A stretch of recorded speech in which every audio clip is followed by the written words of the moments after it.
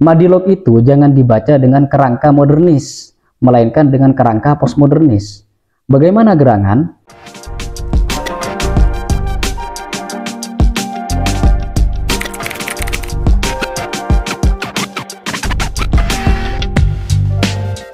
Salam sejahtera untuk semua, jumpa lagi dengan channel Iman Nalar. Pada episode kali ini saya akan mendiskusikan dua kata kunci yang seringkali disuarakan oleh Malaka Project dengan mengacu kepada buku Madilog sebagai tumpuan utama mereka, yaitu logika mistika dan pola pikir ilmiah. Memang Malaka Project tidak memperlakukan Madilog itu layaknya kitab suci, sehingga tidak menelannya mentah-mentah. Cuma betapapun demikian, dua kata kunci yang sering mereka suarakan, yaitu logika mistika dan pola pikir ilmiah, itu sebenarnya mengandung banyak problem ontologis, ya, problem teoritis bahkan pada ranah isinya gitu, dimana problem-problem itu hendak saya diskusikan secara kritis melalui episode ini. Pertama, kita mulai dari logika mistika. Kita tahu Madilog itu mengajukan materialisme, dialektika, dan logika sebagai pola pikir baru bangsa supaya mencapai kemajuan, dan untuk itu bangsa harus meninggalkan logika yang mengental dalam dirinya bernama logika mistika, yaitu pola pikir yang menghubungkan alam nyata ini, kejadian di alam nyata ini, dengan alam gaib. Jadi dalam logika mistika itu paling tidak ada tiga kata kunci, ya, realita konkret, alam gaib, dan relasi antara keduanya. Dari tiga kata kunci ini, yang merupakan kata kunci utama adalah gaib itu sendiri. Nah, sejauh ini orang-orang Malaka Project memosisikan hal yang gaib itu tidak ada atau mungkin saja, kemungkinan. Cuma sayangnya kemungkinan ini belum diperjelas, sehingga cenderung ke mungkin saja tidak ada. Nah, di situ problem ontologisnya yang hendak saya diskusikan. Dalam hal ini saya hendak mendiskusikan epistemologi dari sains, selaku apa yang seringkali digembar-gemborkan oleh Malaka Project. Sains itu sebagaimana pemaparan Nidal Guessom, guru besar astrofisika Sharjah University, Uni Emirat Arab, di bukunya Islam Quantum Question, Reconciling Muslim Tradition and Modern Science, bahwa sains itu paling tidak punya tiga karakter. Yang pertama, dari segi epistemologi, ya, testable, sesuatu bisa dikatakan saintifik kalau bisa diuji. Kemudian repeatable, bisa diulang-ulang. Sehingga karena demikian, maka sains itu proses dan hasilnya cenderung universal. Misalkan teori relativitas Einstein, sekalipun dibuat oleh orang Jerman dengan budaya Jermannya tersendiri, itu budayanya nggak ngaruh. Sehingga hasilnya itu bisa berlaku di mana saja dan kapan saja, tak peduli apapun agama, budaya, dan negaranya gitu. Nah, karena kemampuannya menghidangkan akurasi, bahkan netralitas hingga universalitas ini, makanya kemudian sains itu diposisikan sebagai primadona dalam dunia ilmu, dalam kontestasi merebut kebenaran. Cuma masalahnya adalah sains kan objeknya realita. Pertanyaannya, apakah semua realita bisa diuji? Realita baru bisa diuji kalau memenuhi satu di antara dua syarat. Syarat pertama bersifat ajeg. Artinya ia terus-terus begitu. Misalkan mau meneliti asbak-asbaknya memang terus begitu, terus ada. Tidak, bukan sekarang ada, besoknya gak ada. Artinya apa ya? Secara ontologis ya memang nyata di hadapan kita. Atau yang kedua, berulang-ulang. Saya bicara, besok bisa bicara, lusanya bicara. Nah, realitas semacam itu yang bisa dijangkau oleh sains. Pertanyaannya, apakah realita hanya demikian? Sebenarnya realita jauh lebih luas dari itu.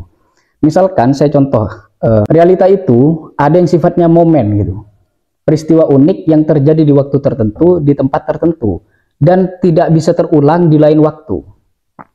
Misalkan saya sekarang ketemu Ferry Irwandi, misalkan ngobrol, setelah itu seumur hidup saya tidak ketemu lagi. Nah, apakah ketika saya bercerita tentang itu kemudian tidak bisa diuji? Apakah dikatakan tidak ada? Maksud saya begini, logika mistika yang selama ini dianggap cenderung tidak ada, atau paling tidak kemungkinan, yang sayangnya kemungkinannya didegradasi menjadi mungkin tidak ada. Bagaimana kalau ternyata apa yang kita sekarang anggap mistika itu dulunya memang pernah secara nyata disaksikan, dialami bahkan oleh orang-orang Indonesia tempo dulu, bahwa pernah ada satu momen peristiwa unik yang pernah mereka alami sehingga mereka kemudian mengembangkan logika mistika. Nah, realitas semacam itu tidak bisa dijangkau oleh sains. Nah, di sini penting untuk diperjelas. Karl Popper dalam bukunya The Logic of Scientific Discovery, dia mencoba menanggapi secara kritis psikoanalisis yang sempat mengklaim dirinya sebagai sains. Nah, Karl Popper bilang, psikoanalisis itu kan objeknya masa lalu seseorang, sesuatu yang tidak bisa diulang, sehingga gak bisa diuji. Artinya apa? Ada realita yang sifatnya di luar jangkauan sains. Hanya karena di luar jangkauan sains bukan berarti tidak ada. Nah, kemudian persoalannya apakah dengan demikian logika mistika kita simpulkan langsung ada? Bukan itu persoalannya. Persoalannya adalah pola pikir ilmiah sedari awal itu terbatas sehingga tidak bisa diperlakukan untuk semua realitas. Namun yang paling inti dari logika mistika bukan tentang ada atau tidaknya, bukan tentang itu realita atau tidak ada, melainkan logika mistika itu justru merupakan lumbung spiritualitas, atau bukan logika mistika ya, tetapi budaya lokal dan warisan tradisional yang syarat dan kental dengan logika mistika. Itu sebenarnya merupakan lumbung spiritualitas, lumbung kedewasaan dan kedamaian batin. Satu cita-cita yang didambakan oleh modernitas, tetapi modernitas salah pikir, salah jalan, dan salah tujuan. Parahnya lagi, modernitas tidak menyadari kesalahannya sendiri. Kenapa saya katakan demikian? Karena rasio yang sering digaungkan oleh Malaka Project, bahkan oleh para proponen, para pendakwah pola pikir ilmiah, itu merupakan anak dari modernitas. Dan modernitas sendiri punya 3 jantung. Jantung pertama rasiosentris, berpusat ke rasio, berpusat ke akal. Nah, garda terdepannya adalah sains. Yang kedua antroposentris, berpusat ke manusia. Yang ketiga industri. Nah, kita akan mempersoalkan yang pertama rasiosentris, rasionalitas gitu, selaku payung umum yang menaungi cara kerja sains itu sendiri. Nah, selama ini orang-orang barat lah, orang-orang modernis itu menganggap rasio itu netral, bebas nilai. Intinya dia bisa dijadikan panduan umum manusia dalam mencari kebenaran. Nah, anggapan netral itu sebenarnya justru malah tinggal mitos. Rasionalitas yang justru awalnya ingin melawan mitos tanpa disadari menciptakan mitos baru, mitos netralitas. Kita lihat dari 2 sudut. Sudut pertama, latar terbentuknya rasionalitas. Saya misalkan pinjam analisanya Michel Foucault di dalam 2 karyanya. Karya pertama, The Subject and Power. Kata Foucault, kalau kita ingin mengetahui sesuatu, maka pahami kebalikannya. Itu cara yang lebih akurat. Misalkan, mengapa orang barat begitu mendewakan rasionalitas dan kewarasan? Itu caranya, kata Foucault, bukan menelusuri seluk-beluk semua itu, tetapi pahami kebalikannya. Bagaimana dunia kegilaan bekerja di dunia barat. Dan di bukunya, The Madness and Civilization, Kegilaan dan Peradaban, Foucault itu mendokumentasikan sedemikian apik bahwa pada abad 17 dan 18 terjadi perlakuan diskriminatif terhadap orang gila. Misalkan salah satunya mereka diangkut ke dalam kapal, dibawa ke laut, dan beberapa dari mereka dibuang.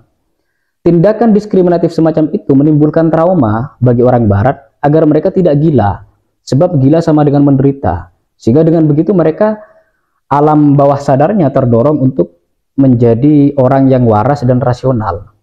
Dan masih banyak lagi ya kritik-kritik kalangan postmodernis terhadap rasio itu sendiri, bahwa rasio tidak seadiluhung yang diagungkan oleh orang-orang modernis sendiri.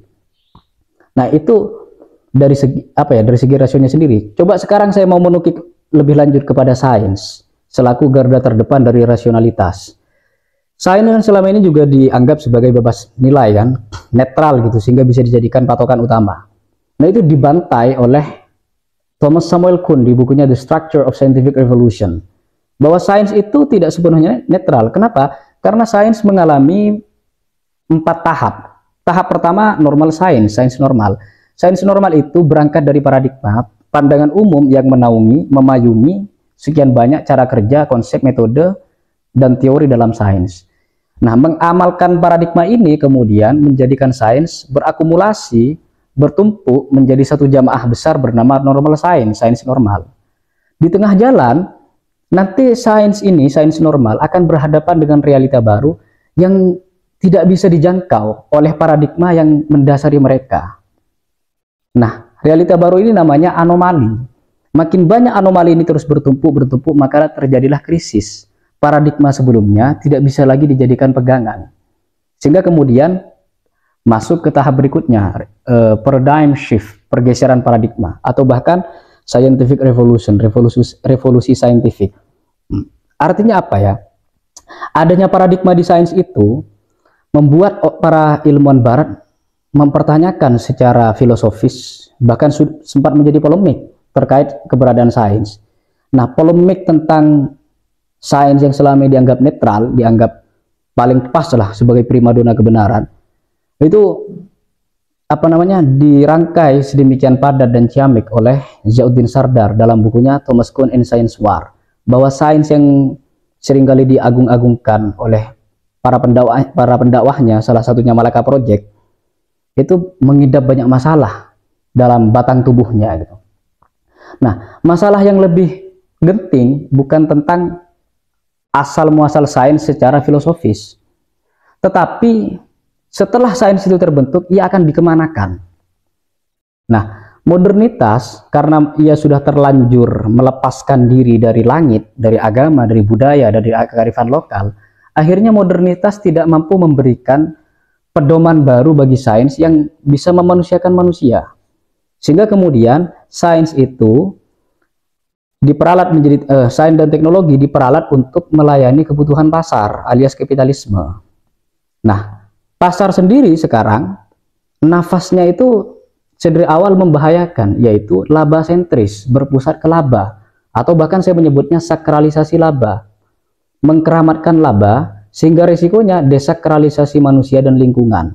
Atas nama permintaan pasar, lingkungan boleh diperas, bahkan manusianya pun juga diperas.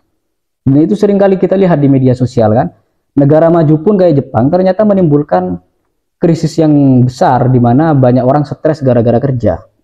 Artinya apa? Masalah yang ada sekarang ini, khususnya di Indonesia, jangan hanya dilihat karena logika mistika. Justru logika mistika itu tidak seburuk yang dibayangkan.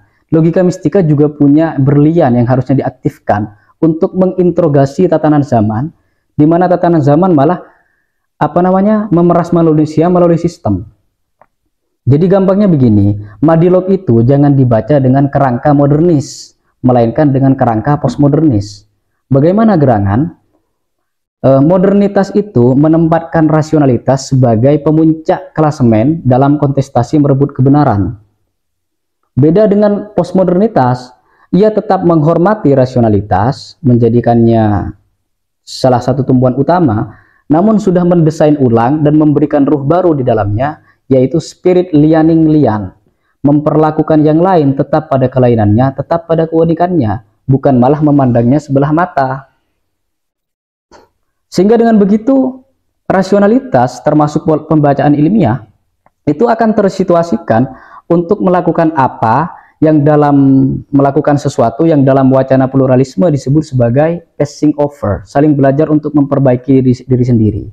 Rasionalitas belajar dari logika mistika untuk menemukan asupan spiritualitas, dan logika mistika belajar dari rasionalitas supaya tidak terlalu melangit karena manusia hidup di bumi, supaya tidak terlalu gaib karena manusia itu hidup di alam konkret.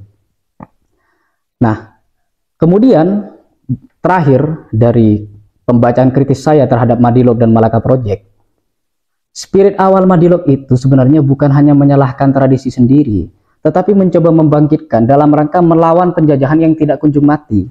Sekarang penjajahan itu sifatnya sistemik. Pertanyaannya, Malaka Project saya lihat tidak cukup kritis mempertanyakan tatanan zaman. Kan tatanan zaman sekarang tanpa disadari memunculkan term-term baru yang sakral, yang keramat. Kreasi, inovasi, produksi, negara maju, pertumbuhan ekonomi, semua itu diperlakukan secara keramat. Pertanyaannya, kalau saya membaca ulang Madilog menggunakan pembacaan postkolonial, Saya pertanyakan begini, memangnya ada apa setelah kita berkreasi, berinovasi, pertumbuhan ekonomi, progresivitas, dan lain sebagainya, apa yang kita dapatkan kalau semua itu kita lakukan?